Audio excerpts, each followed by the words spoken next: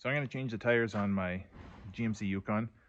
Probably should have done it when it was a little warmer out, but it was 25 degrees Celsius I don't know, 2 days ago.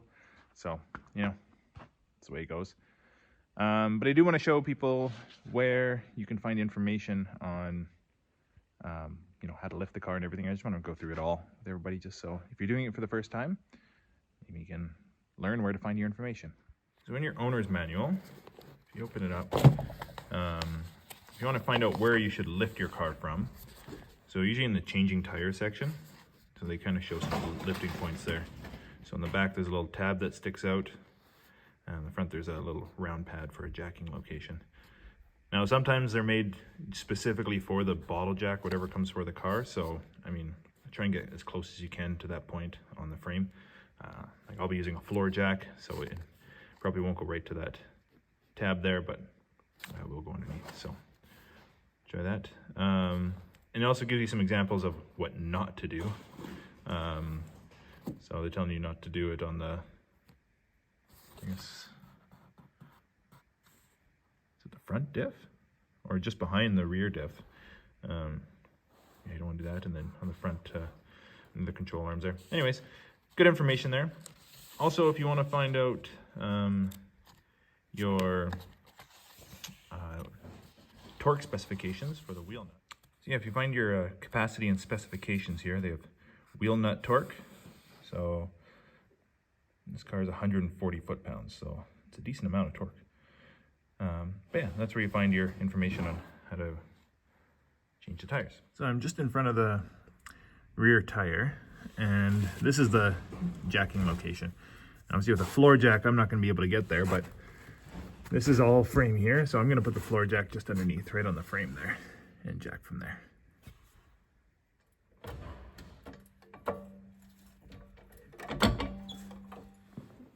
The other thing I like to do is get a couple wheel chocks. So you lift up one tire there, especially with the, I found with the two-wheel drive or rear-wheel drive anyways, if you lift it up and you're on a little bit of a slope, the car could roll. So I like to put chocks on in between the front and back on the one side, and I'll flip them when I do the other side. Just a little safety thing so nothing rolls away on you. All right, let's start jacking this up. We'll just take a little weight off of it, and then we'll loosen up the lug nuts. You don't want to get the tire off the ground completely before taking off your lug nuts. Otherwise you risk, or you're not risk, but the tire's just going to spin on you, and it's going to be a giant pain in the butt. So just take a little weight off and then do your lug nuts. So I've got a Motormaster air gun here. So just make sure it's set to going the right way. I mean, you can just use a normal wrench and everything. That's how I did for a number of years. But now I bought this. Now, this special adapter tool, I need this to get onto those special nuts there. I bought separate rims for my summer and winter tires. So for this car, it's just a 22 mil socket. Fit that adapter in, and then we take them off here.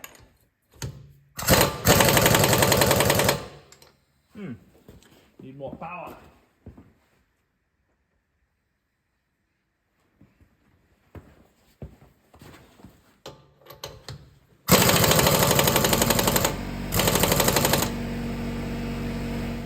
Wow, those things are on there. So obviously the gun didn't work.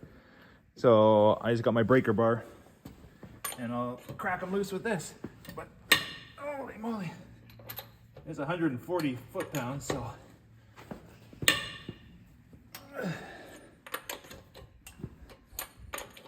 yeah, they're on there.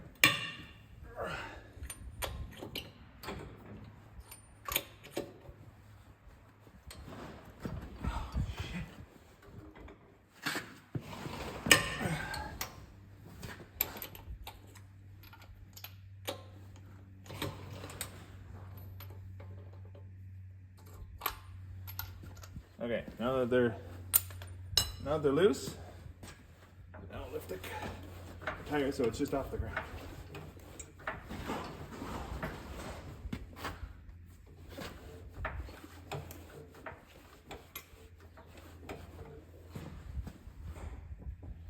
we go, it's loose. And then we'll use the air gun to spin them off.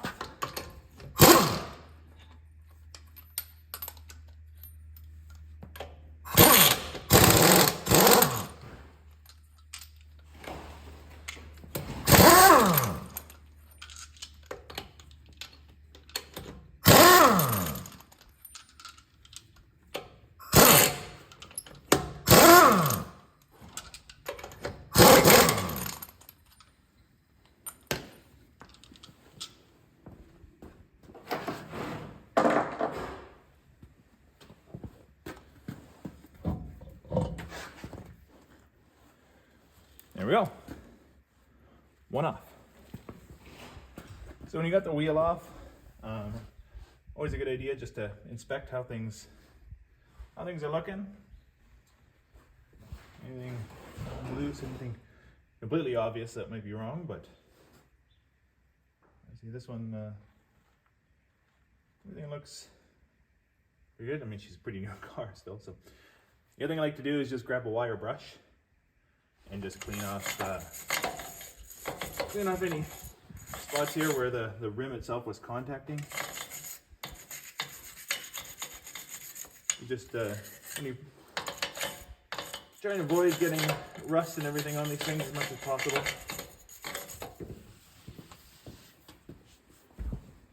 So yeah, here's the winter wheel and tire. If you hear noise in the background, that's snow just falling off the roof of the shop. So the other thing to pay attention to, typically with winter tires, is these are, they have a design rotation. So this one you can see, I don't know if you can see that on camera, but it says rotation and there's an arrow pointing that way. So you want that arrow to point when you're going forward. So on the top of the wheel, you want it to point to the front of the car. So just make sure that they're not rotation specific. It's important to note that, like, if you're gonna rotate the tires, typically people would rotate, you know, front, left to back, right. But with directional tires, you gotta pay attention. You can only just do it front to back.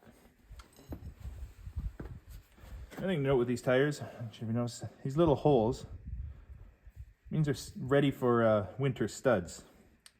So we could take these to a shop and they have a stud gun and they could plunk a whole bunch of studs in here. I have debated that because the roads do get pretty icy out here. It's not just snow, it's the ice too. So I don't know, something I'm thinking about.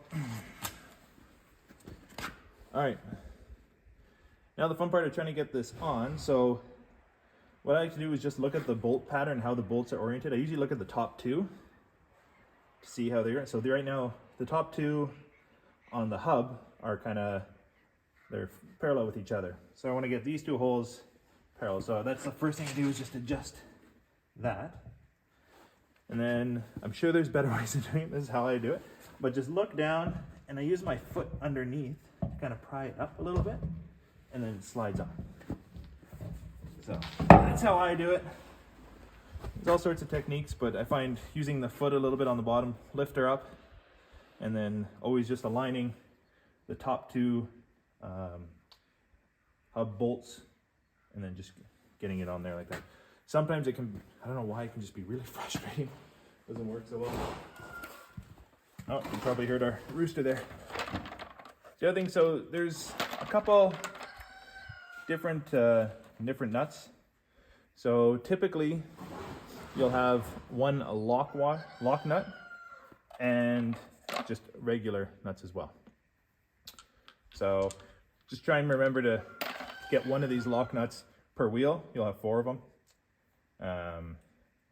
Yeah, sometimes you start with just all the regulars and you end up with one wheel with a whole bunch of lock nuts on it. The other thing you got to find is the key for the lock nut. I'm not sure, I have to go find it. Oh, here it is. So this is what the key looks like. It's specific to these nuts, so yeah. Make sure you have this key, and then when you're done doing these wheels, very important, put this key in your glove box or somewhere where you know where it is. Because if you have to change the tire on the side of the road, you need this.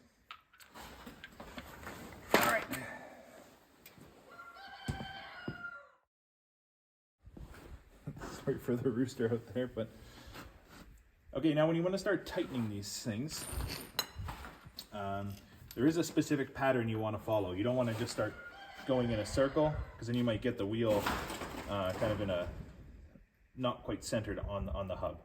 So the best thing, what they call, is a star pattern, and they'll have a diagram in your owner's manual too. But you start with one, and then you'll go across. You want to go directly one across, and then you want to go back towards it, and then across from that one, and then back towards it, and then across from that one. So it's called the star pattern. So you're just kind of evenly putting pressure on there. So I'll just snug it down at first. I'm not going to go full bore, and then I'll torque it up afterwards in the same star pattern. So.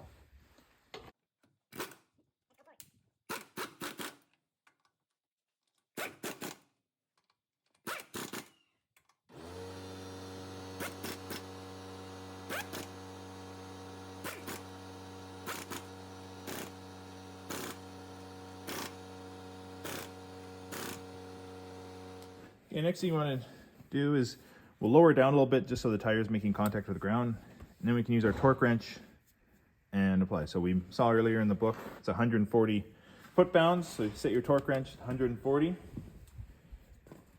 So let's just lower it a little bit until there we go, we got a little pressure on there. I'm just gonna move you guys on this side. Same thing in the star pattern, just as before.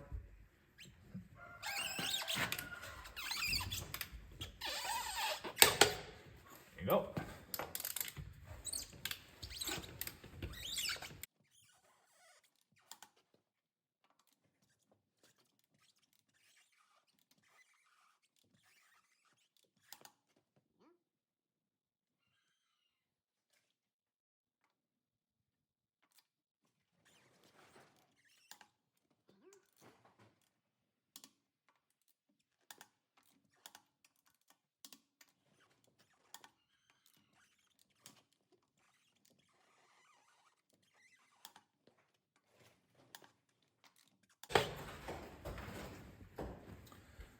There we go. Just make sure everything is tight on there. You can go around a little bit. Some people hate when you double click on a torque wrench. I don't know, I do it. It doesn't really move much more, but it's just to reassure. Yeah, so we'll lower the jack and then we'll go do the other tires. I'm not gonna film the process on all the other ones because it's exactly the same. Oh, but I will mention, if you don't have an impact gun, but you've got a impact drill, you get an adapter like this, just fits in there, and you'll still have to use your breaker bar to get it loose, but you can use your drill just to spin off the lug nuts a little quicker. So save you from doing it by a wrench or by hand. All right, tires are all changed. You got all four done now. The next step, check for air. So typically on the inside of your door, there will be a sticker here with recommended pressures. So front and rear, both 36 PSI in this car. So we'll go check and make sure everything's at 36 PSI. Okay, the other thing we need to do is each set of wheels has a different tire pressure sensor, tire pressure monitoring system relearn tool. So I got this one off Amazon. I used it on a GMC Traverse before and it worked great. It's easy to use. It's for GM. I think the G stands for GM and F for Ford. So it's a 2-in-1. Can't remember how much it was, but I'm gonna try this on the Yukon and we'll see if it works the same way. So here's the tool here. Yeah, I think you just, so it's flashing there, it's on GM. So first we have to go into the car and go to, let's just start the car. So then we're gonna need to find the tire pressure sensor. There we go. If you press,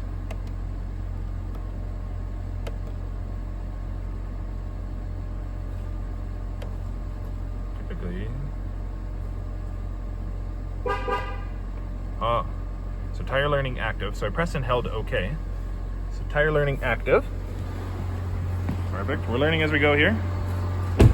And now, if you notice, it's going to light up one signal light. So this one is not lit up. So it's telling you it wants to learn this tire. So let's turn on, put it in mode. And typically your monitor is right there. See how it honked? Perfect, it worked. Okay, now see how that headlight is no longer lit up. Now it's saying, I want to learn this tire. So you go to this tire.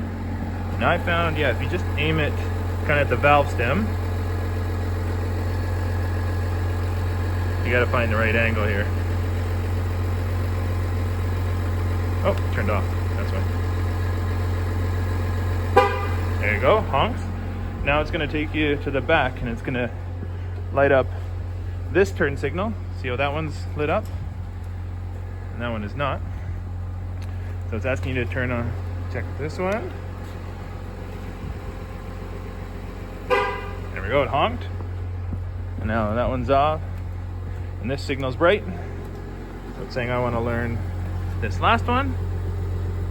Just pointed at the, oh, turn it on. There we go. Honk honk. That means it worked. So now, if you look in, it's got different pressures than the last one. I don't know if you noticed last time, looked like the front right was a little bit low. So there you go. And that's how you reset the tire pressures. So yeah, nice little tool here. Again, here's the code, got off Amazon. Works great, just takes a 9-volt battery.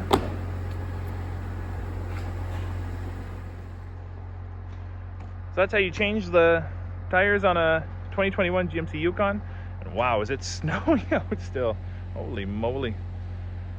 So, yeah. And that's how you reset the tire pressure sensor. Hopefully you learned something. Again, as always, if you like these videos, please subscribe. And maybe next video will be me in the tractor trying to clear some of the snow out. Have a good day.